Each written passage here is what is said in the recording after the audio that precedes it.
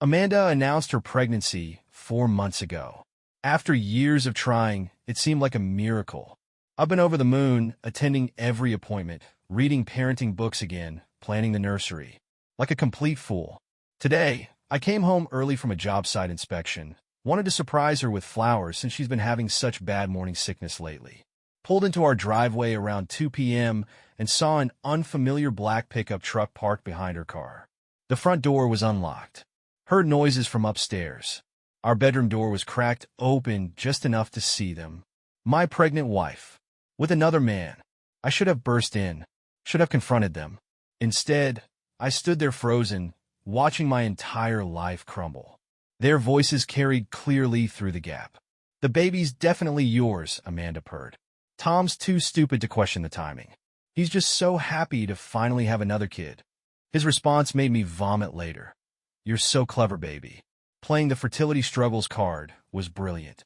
He really thinks it's a miracle pregnancy? They laughed. Actually laughed about it. Discussing how I've been doting on her, taking care of their baby. How amusing my excitement is. "He's already planning the nursery," Amanda said. "Picked out the perfect shade of blue. If he only knew." More laughter. More mockery. More details about their deception. I backed away silently, drove to a parking lot across town, and threw up everything in my stomach. Been sitting here for hours, trying to process what I witnessed. Looking back, all the signs were there. Sudden password changes on her phone. New lingerie I never saw. Girls' nights that kept getting longer. Strange credit card charges. Picking fights to avoid intimacy. Always showering right after coming home. The pregnancy announcement, she made such a production of it. Wrapped up a positive test in a gift box. Cried happy tears. Talked about our miracle baby. All a performance. She's been playing me for months. Years maybe. Using my desperate desire for another child to cover her affair.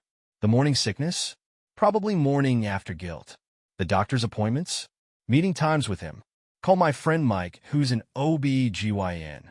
The dates don't add up.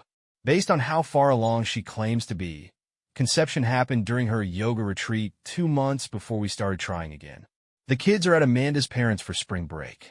Small mercy they weren't home. She's been texting, asking where I am, playing the concerned pregnant wife. "Honey, you're stressing me out by not answering.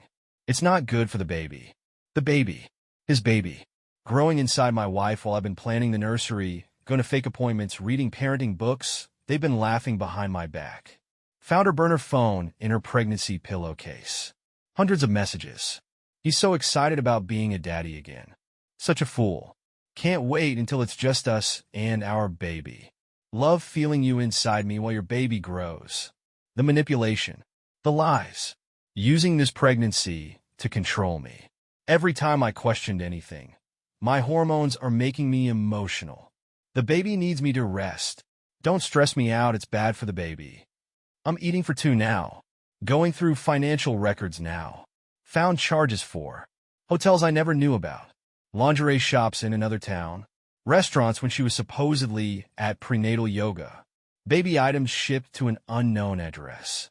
She's been planning this meticulously. The fake fertility struggles. The perfectly timed miracle pregnancy. The elaborate web of lies. Her latest text. "Where are you, honey? Made your favorite dinner." The baby's craving daddy's company, face blowing a kiss. The audacity. The cruelty. Using my dream of another child to cover her affair. Making me thank her for this miracle while carrying another man's baby. I've got a plan forming. Need advice, though. Lawyer consultation tomorrow. PI already hired. DNA test kit ordered. Evidence being gathered. Bank accounts being separated. Emergency counseling appointment for the kids. She has no idea I know. No idea what's coming. Amanda just sent another text. "Please come home. I'm worried. At least tell me you're okay." Sent back. "Just working late. Don't wait up." Her response. "Don't work too hard. Your baby needs their daddy to take care of mommy." Smiling face with smiling eyes. Each word feels like a knife. Each lie another betrayal. Everything I believed about our life together. Was it ever real? The nursery we've been planning. I spent last weekend painting it. She stood there, rubbing her belly, talking about how perfect it would be for our child. all while carrying his baby. Found her diary hidden in her craft room. Been reading their love story from her perspective. The secret dates, the stolen moments, the thrill of deceiving me. It's almost too easy, she wrote. Tom's so happy about the baby, he doesn't question anything. Doesn't notice when I slip away to be with him. Doesn't realize his miracle is another man's child. Her friends must know. They've been covering for her girls' nights and yoga classes. Wonder how many people have been laughing at stupid, trusting Tom. The PI will start surveillance tomorrow. The lawyer's office opens in 8 hours. The DNA test kit arrives in 2 days. She just texted again. Says she's craving ice cream. Wants me to pick some up on my way home. Probably wants me out of the house so he can come back. Not just an affair. Not just a pregnancy. Amanda's been running an elaborate con using my company, my money, and my desperation for another child. The PI followed her prenatal yoga class today. Instead of yoga, she drove to a gated mansion in Cherry Hills. Used a key card like she owned the place. Property records show it was purchased 6 months ago through a trust, using money from my company accounts. Inside photos show a fully furnished home, including a nursery. My construction company's designs, but I never saw this project. She's been using my business connections, posing as the owner's wife. Her second phone revealed everything. Tom's so excited about the nursery. Should see him painting and planning. Thinks he's finally getting his wish, faced with tears of joy. Keep him distracted. Once the baby comes, he'll be too attached to fight the inevitable. His company's contracts will fund our new life. Just a few more months of pretending. She's documenting my excitement about the baby. Building evidence of my attachment. Setting up for emotional blackmail after the birth. The PI uncovered. Multiple bank accounts under aliases. Regular transfers to offshore accounts. A complete second identity with documentation. Social media accounts where she poses as his wife. Fake corporate documents with her forged signature. Today she asked me to paint the nursery in our house. Cried about seeing our baby's room come together. Meanwhile, their mansion has a fully decorated nursery waiting. Her deception involves everyone. My employees think she's representing my interests. Her friends cover her girls' nights. Even her parents believe she's having my miracle baby. My business partners are being manipulated. The kids are used as alibis. Found a recorded conversation. Him. Once the baby's born, he'll do anything to keep access. Her. Tom's so desperate for another child. He'll sign whatever we want. Him. The company takeover will be smooth. He'll never see it coming. The pregnancy was perfectly timed. Right after she got added to company accounts. Secured power of attorney. Updated my life insurance. Gained access to contracts. Connected with key clients. Her diary reveals the long con. Phase 1. Get pregnant. Phase 2. Secure company access. Phase 3. Document Tom's paternal attachment. Phase 4. Reveal truth after birth. Phase 5. Use baby as leverage for company control. The lawyer says she's brilliant. Can't prove fraud during marriage. Pregnancy gives her sympathy. My attachment to baby complicates things. Corporate access seems legitimate. Everything appears consensual. Today she brought ultrasound photos. Cried about our baby's face. Hours later, the PI photographed them shopping for their real nursery. My company's latest project? A chain of luxury homes. Contracted through her fake identity. Using my resources to build their future. She just texted, "The baby's kicking. Your child wants daddy to come feel." Each lie drives the knife deeper. Each manipulation reveals her true nature. The PI's following the money. Millions diverted to shell companies. Property bought under aliases. Secret accounts in multiple countries. Corporate documents being falsified. Evidence of long-term planning.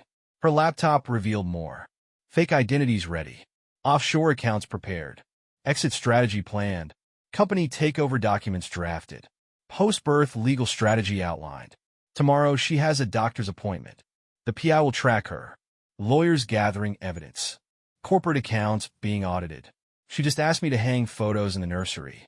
Photos she plans to use against me. The trap's almost ready. She has no idea what's coming. The PI called at midnight. You need to see this now. Met him in a 24-hour diner. The photos he showed me changed everything. Amanda wasn't just having an affair. She was orchestrating something much bigger.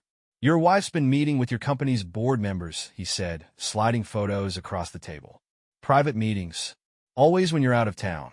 The images showed Amanda in business attire, not her usual yoga pants and maternity tops.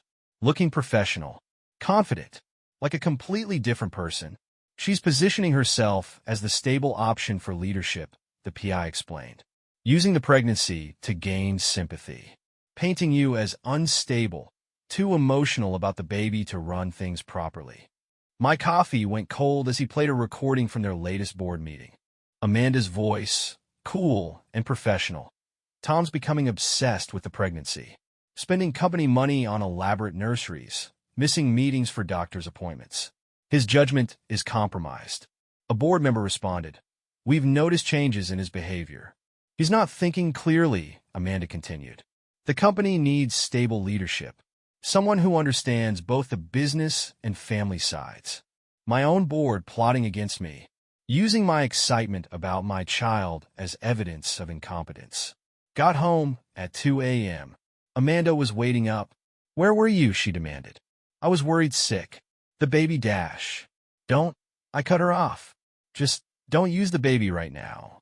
Her face shifted. For a moment, I saw calculation behind the concern. "You're scaring me, Tom. This isn't like you.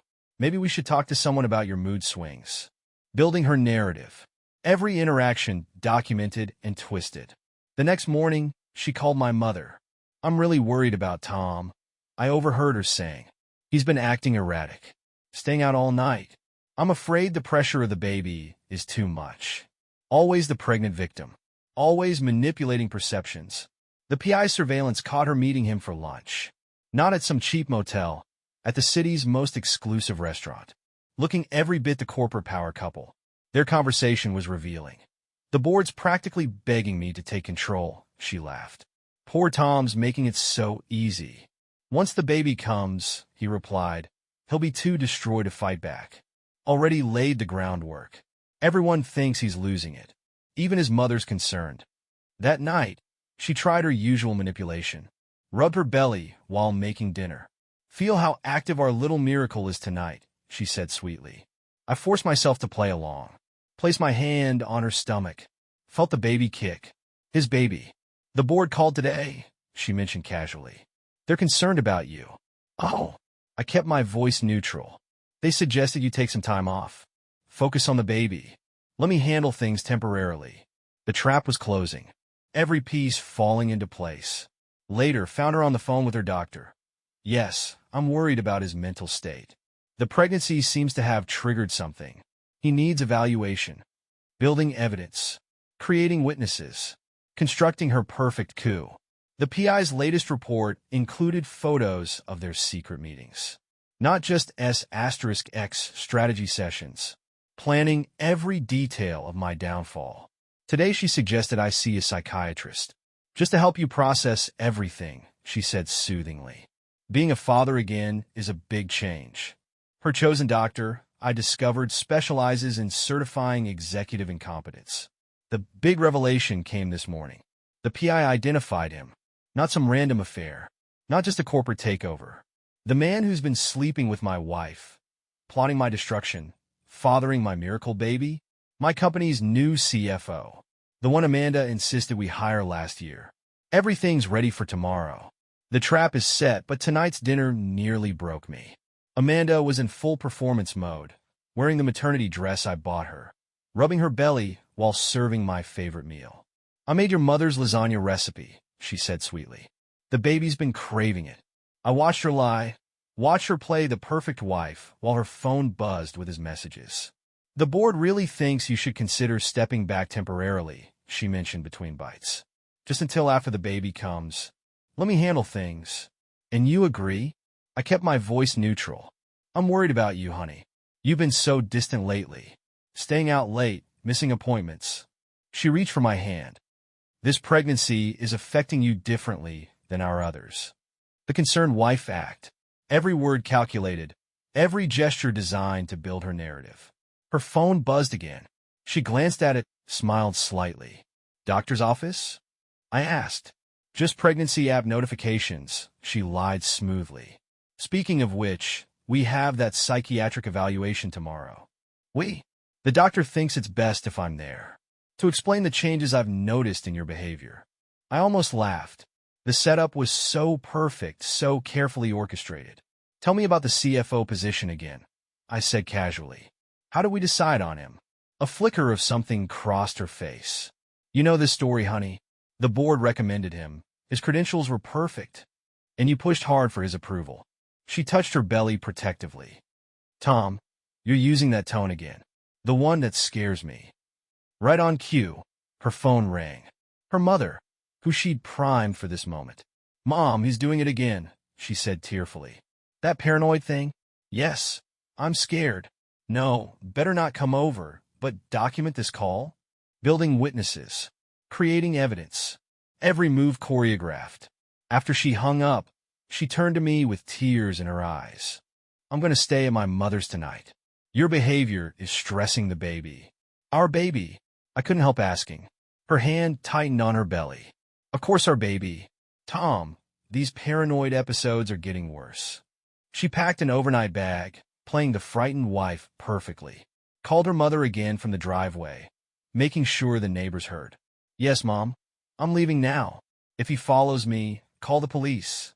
I watch her drive away, knowing exactly where she was really going. The PI's text confirmed it 10 minutes later.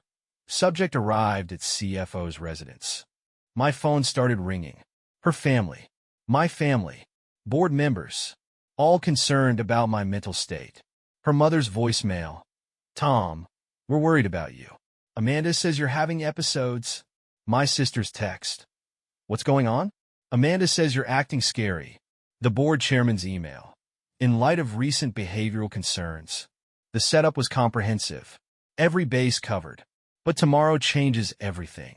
The shareholders' meeting she doesn't know about. The evidence ready to present. The police waiting to intervene.